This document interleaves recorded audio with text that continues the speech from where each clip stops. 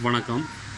Next பார்த்தீங்க அப்படின்னா எக்ஸசைஸோட second sum show that the lines இந்த இடத்துல ஒரு ஸ்ட்ரைட் லைனோட ஈக்குவேஷன் வெக்டர் ஃபார்மில் கொடுத்துருக்காங்க. இந்த இடத்துல இன்னொரு ஸ்ட்ரைட் லைன் வெக்டர் ஃபார்மில் கொடுத்துட்டு ஆர் ஸ்கியூ லைன்ஸ், அதாவது கொடுக்கப்பட்ட இந்த ரெண்டு கோடுகள் வந்து ஒரு தளத்தில் அமையா கோடுகள் அப்படின்னு சொல்லி நிரூபி சொல்லியிருக்கான் ஃபஸ்ட்டு.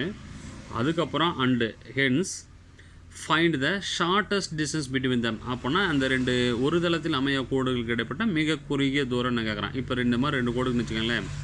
இன்னும் ஸ்கியூ லைன்ஸ் என்ன அர்த்தம்னா இப்படி தான் இருக்கும். அதாவது பேரலாக இருக்கக்கூடாது, இணையாக இருக்கக்கூடாது, ரெண்டு வெட்டிக்கவும் கூடாது, ரெண்டு கோடு பேரலாகவும் இருக்கக்கூடாது, ரெண்டு கோடு வெட்டவும் கூடாது. அப்படி இருக்கக்கூடிய இந்த லைனுக்கு பேர் தான் ஸ்கியூ லைன்ஸுங்கிறது. அப்போ கொடுக்கப்பட்ட இந்த ரெண்டு கோடுகளை ஸ்கியூ லைன்ஸு சொல்லணும்.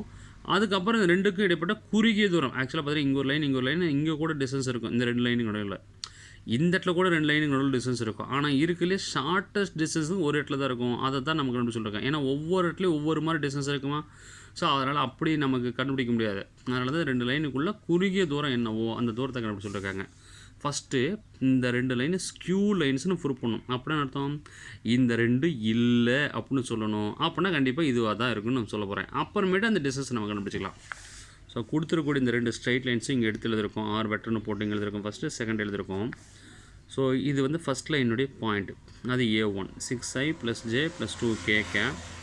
இது செகண்ட் லைனுடைய point 3i + 2j - 2k cap. First லைனுடைய பேரில் வெட்டுற i gap + 2j gap - 3k gap, அது யூன்னு எடுத்திருக்கேன். இது செகண்ட் லைனுடைய பேரில் வெட்டுற, அது வின்னு எடுத்திருக்கேன். 2i gap + 4j gap - 5k gap. இப்போ அதில் சொல்லுங்கள் தெளிவாக. இந்த uv இந்த 1 இங்கே 2 இங்கே -3 இங்கே 2 4 -5 இதுக்கும் ஏதாவது ஒரு காமனான ஒரு ரிலேஷன்ஷிப், அதாவது இந்த நம்பர்ஸ் அப்படியே இங்கே வந்துருந்துருக்கணும். அப்படி இல்லை அப்படின்னா இதனுடைய ஏதாவது ஒரு ஸ்கேலாரால் மல்டிப்ளை பண்ணி இங்கே வந்துருக்கணும். அதாவது இது ஏதாவது ஒரு நம்பரால் மல்டிப்ளை பண்ணி இங்கே இப்போ இது 1ஆல் மல்டிப்ளை 1 2ஆல் மல்டிப்ளை 2, இதை 2ஆல் மல்டிப்ளை 4, ரைட், இது கரெக்டாக இருக்குது. ஆனால் இதை 2ஆல் மல்டிப்ளை பண்ணி எங்கே வந்திருக்கணும் 6ன்னு வந்துருந்ததுன்னா கண்டிப்பாக சொல்கிறேன் இந்த ரெண்டு லைன் ஒன்று ஒன்று பேரல், அது எந்த மாற்றமும் கிடையாது, ஒன்றுக்கு ஒன்று இணையாக தான் இருக்கும் உறுதியாக. ஆனால் இந்த இடத்துல 6ன்னு 6ன்னு வர வேண்டிய இடத்துல 5ன்னு கொடுத்துருக்கான். அப்போ தெளிவாக இருக்குது இது ரெண்டு ஒன்றுக்கு ஒன்று என்ன கிடையாது, பேரலல் கிடையாது. அதாவது இரண்டு கோடுகள் ஒன்றுக்கு ஒன்று இணை கிடையாது. அப்போ u vector is not parallel to v vector. அப்போ யூங்குது விங்குது பேரலல், இணை கிடையாது. அப்போ இது இல்லைன்னு சொல்லிட்டு இது பார்த்தோன்னே சொல்லிட்டோம். அடுத்தது ரெண்டு இன்டர்செக்ட் ஆகலைன்னு நம்ம ப்ரூவ் பண்ணோம். அப்படின்னா தான் இந்த லைனாக இருக்குங்கிறது நம்ம எடுத்துக்க போகிறோம், ரைட். ஸோ அப்போ இந்த இடத்துல நம்ம என்ன பண்ணுறோம், இந்த டிஸ்டன்ஸ் ஃபார்முலா எழுதிட்டுருக்கோம். அதாவது ஷார்ட்டஸ்ட் டிஸ்டன்ஸ்க்கான formula modulus of box product of A2 vector - A1 vector u vector v vector இருக்குங்களா, அந்த பாக்ஸ் ப்ராடக்ட் மாடுலஸ் போட்டு க்ளோஸ் பண்ணிருக்கோம். Divide by modulus of u vector cross v vector. இது ஏன் எடுத்துருக்குன்னா இங்கே தெளிவாக சொல்கிறப்போ இந்த பாக்ஸ் ப்ராடக்ட் வேல்யூ 0ன்னு ஒரு வேளை வந்துருந்துச்சுன்னு வச்சுங்களேன். இங்கே இந்த இடத்துல 7 வந்துருங்களா, இந்த 7க்கு பதிலாக ஒரு வேளை 0ன்னு ஒரு வேளை வந்ததுன்னா கண்டிப்பாக இந்த ரெண்டு லைன் ஒன்றுக்கு ஒன்று என்ன பண்ணுதுன்னு அர்த்தம், இன்டர்செக்ட் ஆகுது, வெட்டிக்குதுன்னு அர்த்தம். கண்டிப்பாக ரெண்டு லைன் ஒன்றுக்கு ஒன்று வெட்டிக்குதுன்னு அர்த்தம். ஆனால் கண்டிப்பாக இங்கே என்ன வரலை, எனக்கு 0 வரல, நாட் ஈக்குவல் டு 0வாக இருக்குது. அப்படின்னா கண்டிப்பாக இந்த ரெண்டு கோடு என்ன பண்ணுது, அதாவது இங்கே 0 வந்ததுன்னா அது வெட்டிக்குச்சுன்னு அர்த்தம். அப்போ இப்படி கண்டிப்பாக இல்லை. ஆனால் இங்கே 0 தான் வரல, -7 வந்திருக்கேன். அப்போ கண்டிப்பாக ரெண்டு கோடு இப்படி வெட்டிக்காது. அப்படின்னா கண்டிப்பாக என்னது, ரெண்டு கோடு இப்படி வெட்டாமல் கேப் இருக்கும். அப்போ இப்படியும் இல்லை இப்படி இல்லைனா கண்டிப்பாக இப்படி தான் இருந்தாகணும். அப்படின்னா அந்த லைனுக்கு பேர் என்னது, ஸ்கியூ லைன்ஸ்னு அர்த்தம், ரைட். ஸோ அதை பார்த்துக்காங்க. அதுதான் இந்த இடத்துல இங்கே சொல்லிருக்கோம். இதெல்லாம் பண்ணி நிறைய ஃபார்முலா போட்டு வந்துட்டோம். A2 - A1 ஃபஸ்ட்டு வேணுங்க உள்ளுக்குள்ளே பாக்ஸுக்குள்ளே. அப்போ A2 - A1 பாருங்கள், இங்கே A2 இந்த 3iயில் 6i போச்சுன்னா -3i அப்படி சொல்லுங்கள். அடுத்து -2jயில் ஒரு j போச்சுன்னா ஒரு j இருக்கும்.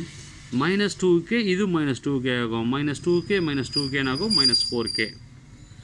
இப்போ பாக்ஸ் ப்ராடக்ட் போட்டேன். பாக்ஸ் ப்ராடக்ட்னா A2 - A1 ஃபஸ்ட்டு. அப்போ அதனுடைய நம்பர்ஸ் -3 1 -4 எடுத்து எழுதிட்டேன். u வெக்டருடைய வேல்யூ 1 2 -3 பாருங்கள், 1 2 -3. v vector value 2 4 -5 2 4 -5. இது அப்படியே கிராஸ் பண்ணுங்கள். -3 வச்சுட்டு இது ரெண்டையும் கிராஸ் பண்ணால் -10 + 12 -1 இன்ட்டு ஃபார்முலா பிறகு இந்த இடத்துல ஒரு மைனஸ் வரும். அதனால் -1 இன்ட்டு இது ரெண்டையும் இல்லை -5 + 6 ஆகும். -4 இன்ட்டு இது ரெண்டையும் கிராஸ் பண்ணால் 4 மைனஸ் இந்த இடத்துல ஃபார்முலா ஒரு மைனஸ் வரணும், -2 சார் 4 ஆகுது. அப்போ இது -a இந்த இடத்துல பார்த்தீங்கன்னா 12 10 போனால் +2 -5ல் 6 பண்ணால் +1, இது 0 ஆகுது. இதை மல்டிப்ளை பண்ணால் -6, இது ரெண்டையும் மல்டிப்ளை பண்ணால் -1, இது 0. 2 ஆட் பண்ணால் -7 கண்டிப்பாக நாட் ஈக்குவல் 0. அவள் கொடுத்துருக்கூடிய கண்டிப்பாக லைன்ஸ் என்ன இருக்கும்? கண்டிப்பாக ஸ்கியூ லைன்ஸ். அது கொஞ்சம் எழுதிக்காங்க. தி கிவன் லைன்ஸ், தி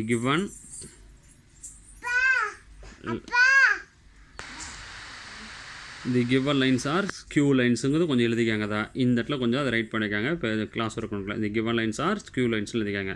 கொடுத்துருக்க கோடு வந்து கண்டிப்பாக ஒரு தளத்தில் அமையா கோடுகள், கொடுக்கப்பட்ட கோடுகள் ஒரு தளத்தில் அமையா கோடுகள் எழுதிக்காங்க. அடுத்து பார்த்திங்கன்னா இந்த இடத்துல u cross v கண்டுபிடிச்சிடலாம்.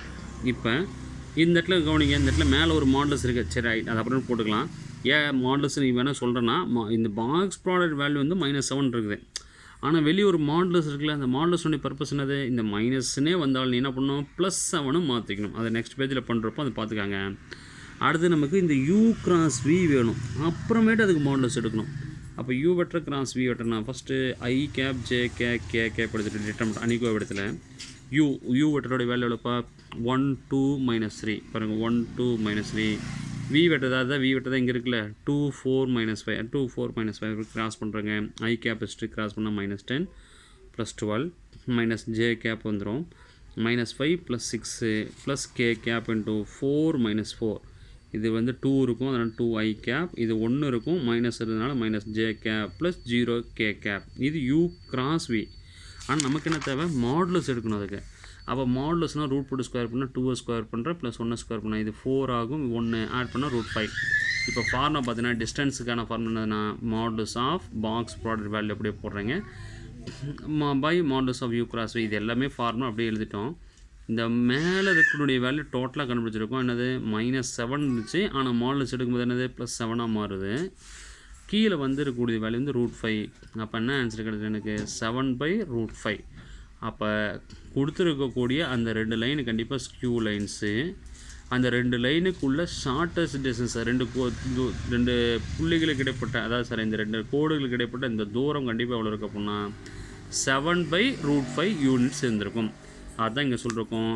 u vector and u vector is not parallel to v and shortest distance is not equal to 0. அதாவது 2 வெக்டர் பேரலும் கிடையாது, ஷார்ட்டஸ்ட் டிஸ்டன்ஸ் என்னது? நாட் ஈக்குவல் டு 0 ஈக்குவல், அதாவது நாட் ஈக்குவல் டு 0 கிடையாது. அப்படின்னா கொடுத்துருக்க லைனில் ஸ்கியூ லைன்ஸு. அப்படின்னா ஷார்ட்டஸ்ட் டிஸ்டன்ஸ் வந்து d = 7/√5ன்னு சொல்லியிருக்கோம். ரைட், இதை அப்படி பார்த்துக்காங்க. அடுத்த பாருங்கள் எக்ஸசைஸ்னுடைய ஃபஸ்ட் சம். இது கொஞ்சம் வித்தியாசமான சம்னால கொஞ்சம் உள்ளே தள்ளி இருக்குது. Find the parametric form of vector equation and Cartesian equation straight line passing through the points. அதாவது பார்த்திங்கன்னா ஒரு ஸ்ட்ரெயிட் லைனுடைய வெக்டர் அண்டு கார்ட்டீசியன் ஃபார்ம் கேட்டிருக்காங்க. அந்த ஸ்ட்ரெயிட் லைன் 5,2,8ங்கிற பாயிண்ட் வழியாக பாஸ் ஆகுதுன்ட்டான். இந்த புள்ளி வழியாக போகுது, அது ரைட், பிரச்சனையே இல்லை. And is perpendicular to the straight line. இங்கே ஒரு ஸ்ட்ரெயிட் லைன் கொடுத்துருக்கான் இந்த லைனுக்கும், அண்டு இந்த இடத்துல ஒரு லைன் கொடுத்துருக்கான் இந்த லைனுக்கும். இந்த 2 லைனுக்கும் பர்பண்டிகுலராக இருக்கணும், ஆனால் இந்த பாயிண்ட் வழியாக போகணும். அந்த ஸ்ட்ரெயிட்னுடைய வெக்டர் அண்டு கார்ட்டீசியன் வெக்டர் மற்றும் கார்ட்டீசியன் சமன்பாடுன்னு கேட்குறான். தெளிவாக கொஞ்சிக்காங்க. அதாவது 2 லைன் இருக்குதுங்க. இப்போ 2 கோடு வந்து இந்த இந்த நோட்டாக ஒட்டிகிட்டு இருக்குது 2 லைன். அப்போ இந்த 2 லைனுக்கும் செங்குத்தாக இருக்கணும். அப்போனா இந்த 2 லைனுக்கு பர்பண்டிகுலராக இருக்குன்னா இந்த நோட்டை வந்து அப்படி 90 டிகிரியில் வெட்டிட்டு போகிற மாதிரி வச்சுக்காங்களேன். அதை இப்படி வெட்டிட்டு பென்சில் வெட்டிட்டு போதுங்களா, இந்த மாதிரி வெட்டிட்டு போகுதுன்னு வச்சுக்காங்களேன். அந்த லைனுடைய ஈக்குவேஷன் வேணும். அந்த லைன் எந்த பாயிண்ட் வழியாக போகுதுன்ட்டு அவனே 5,2,8 அந்த பாயிண்ட்டை கொடுத்துருக்கான். அப்படின்னா இந்த லைன் வந்து அந்த 2க்கு பர்பண்டிகுலர் வெட்டிட்டு போகுதுங்களா, அந்த இடத்துல நோட்டை வெட்டிட்டு உள்ளுக்குள்ளேயும் அந்த பக்கம் போகும், பின்னாடி வெளியும் வரும் மேலே. அப்போ அந்த டைரெக்ஷன் மட்டும் எனக்கு தெரிஞ்சால் போதும். அப்போ பாயிண்ட் இருக்குன்னு அவனே கணக்கில் கொடுத்துருக்கான். அப்போ பாயிண்ட்டும் அந்த டைரெக்ஷன் இருந்தால் போதும், அந்த லைனோட ஈக்குவேஷன் கண்டுபிடிச்சிடலாம். அப்போ இந்த 2 லைனுக்கும் பர்பண்டிகுலர் டைரெக்ஷன் எனக்கு வேணும். அப்போ ஆக்சுவலாக இந்த 2 லைன் வெட்டணுங்க அவசியம் இல்லை. அதனால கொஞ்சம் தெரியல, ஆக்சுவலாக வெட்டுற மாதிரி போட்டிருக்கேன். வெட்டணுங்கிற அவசியம் இல்லை. அந்த 2 லைன் இங்கே ஒன்று கூட இருக்கலாம். ஆனால் 2க்கு பர்பண்டிகுலர் அப்படின்னா இது 2மே நோட்டில் ஒட்டிட்டு இருக்குது. அப்போ 2க்கு பர்பண்டிகுலர் நோட்டை வெட்டிட்டு போகிற மாதிரி இருக்குமா 90 டிகிரி. அப்போ இந்த 2யும் தனித்தனியாக இருக்கக்கூடியதை 2யும் கிராஸ் ப்ராடக்ட் பண்ணுங்கள். அதான் இதனுடைய டைரக்ஷன் u, இதனுடைய டைரக்ஷன் v. இந்த 2யும் கண்டுபிடிச்சி 2யும் கிராஸ் ப்ராடக்ட் பண்ணிங்கன்னா கிடைக்கிற ஆன்சரு இந்த 2க்கும் பர்பண்டிகுலர். அப்படின்னா நான் கண்டுபிடிக்க வேண்டிய லைனுக்கு அது எப்போ இருக்கும், பேரலாக மாறிடும். அதாவது நோட்டுக்கு, அதாவது இது ரெண்டையும் கண்டுபிடிச்சிடுறேங்க. இது நோட்டை ஒட்டிட்டு இப்படி போகும் யூ, இந்த டைரக்ஷன் நோட்டை ஒட்டிட்டு வி இப்படி போகும். இந்த ரெண்டையும் கிராஸ் ப்ராடக்ட் பண்ண கிடைக்கிற ஆன்சரு இந்த நோட்டுக்கு நேராக 90 டிகிரி வெளியே வரும். அப்போ அதுதான் நாம் கண்டுபிடிக்க வேண்டிய லைனுக்கு பேரலாக இருக்கும். ஸோ அது அவ்வளோதான். அதை வச்சு தான் சம் சால்வ் பண்ண போகிறோம். கொடுத்துருக்கூடிய இந்த 5 2 8 அதை பாயிண்ட் ஏ வெட்டினா எடுத்து எழுதினேன். ஃபஸ்ட்டு கிவன் லைன்ஸ் கொடுத்துருக்கூடிய 2 லைன் எழுதியிருக்கோம். இது ஃபஸ்ட்டு லைன், இது செகண்ட் லைன். ஃபஸ்ட்டு லைனுடைய பேரில் வெட்டுற இதுக்கு பேர் யூ, இது ரெண்டாவது லைனுடைய பேரில் வெட்டுற இதுக்கு பேர் வி. இந்த யூவையும் வியும் கிராஸ் ப்ராடக்ட் பண்ணுங்கள், அவ்வளோதான் முடிஞ்சு போச்சு. யூ வெட்டர் எடுத்து எழுதிருக்கோம், வி வெட்டர் எடுத்து எழுதிருக்கோம். இந்த ரெண்டையும் கிராஸ் ப்ராடக்ட் பண்ணால் first i cap j cap k cap போட்டாச்சு. யூ ஃபஸ்ட்டு இருக்கனால யூனுடைய வேல்யூ 2 - 2 1 எழுதிட்டோம். வி வெட்டர் வேல்யூ 1 2 2 எழுதிட்டீங்க. First i cap into cross பண்ணால் -4 - 2 minus j cap into 4 - 1 plus k cap into 2 2 4 + 2 நேர் பண்ணால் வேல்யூ கொண்டு -6 ஐ கேப், இது 3 இருக்கும் ஆனால் மைனஸ்னால -3 ஜே கேப், இது 6 கே கேப். இந்த யூ கிராஸ் விங்கிறது நான் கண்டுபிடிக்க வேண்டிய ஸ்ட்ரைட் லைனுக்கு அது கண்டிப்பாக பேரலாக இருக்கும். அப்போ இந்த வெக்டர்னுடைய டைரக்ஷனில் தான் நான் கண்டுபிடிக்க வேண்டிய ஸ்ட்ரைட் லைன் போயிருந்திருக்கும். அப்போ இந்த இடத்துல கவனிங்க, கொடுத்துருக்கூடிய பாயிண்ட் நமக்கு என்னது 5 2 8 இந்த பாயிண்ட் வழியாக போகணும், இந்த டைரக்ஷனில் போயிருந்துருக்கணும். அதான் அந்த புள்ளி இந்த பாயிண்ட் வழியாக போகணும், இந்த டைரக்ஷனுக்கு பேரலாக போகணும். அந்த ஸ்ட்ரைட் லைனுடைய வெக்டர் ஃபார்ம் என்ன ஃபார்மேட்டு, இதெல்லாம் போன exercise. R vector equal to A vector plus SU அல்லது டிவி அப்படின்னு சொல்லுவீங்களா, அங்கே நம்ம டிவி அப்படின்னு சொல்லுவீங்களா, அல்லது வந்து எஸ்யூன்னு சொல்லுவீங்களா. அதை தான் இந்த இடத்துல எஸ்ஸுக்கு அதில் வேறு ஒரு ஃபார்மேட்டு போட்டிருக்கோங்க. என்ன ஃபார்மேட்டு, எம்முன்னு யூஸ் பண்ணுறோங்க. வேறு ஏதாவது யூஸ் பண்ணுங்கிறதுக்காக வேறு அந்த இடத்துல எம்முக்கு அதில் லேம்டா கூட போடலாம், மியூ கூட போடலாம். ஏதாவது ஒரு ஸ்கேலர் வேல்யூ போட்டால் முடிஞ்சு போச்சு. வெக்டர் சிம்பிள் போடாமல் ஒரு பேராமீட்டர் போட்டால் முடிஞ்சு போச்சு. அப்போ ஆர் வெக்டர் ஈக்குவல் தான் இது பாயிண்ட்டுங்களா 5 i cap - 2 j cap plus 8 k cap plus m into எம்முக்கு லேம்டாவோ மியூவோ எஸ்ஓ ஏதாவது ஒன்று யூஸ் பண்ணிருக்கலாம். அந்த பேரில் வெட்டுறது, இது பேரில் வெட்டுறதா -6i - 3j ப்ளஸ் 6k தூக்கி எழுதுறதுக்கு முடிஞ்சு போச்சு. அதனுடைய கார்ட்டீசியன் ஈக்குவேஷன் இது பாயிண்டா ஃபார்ம் என்னது, x - x1/L equal to y - y1/m equal to z - z1/n.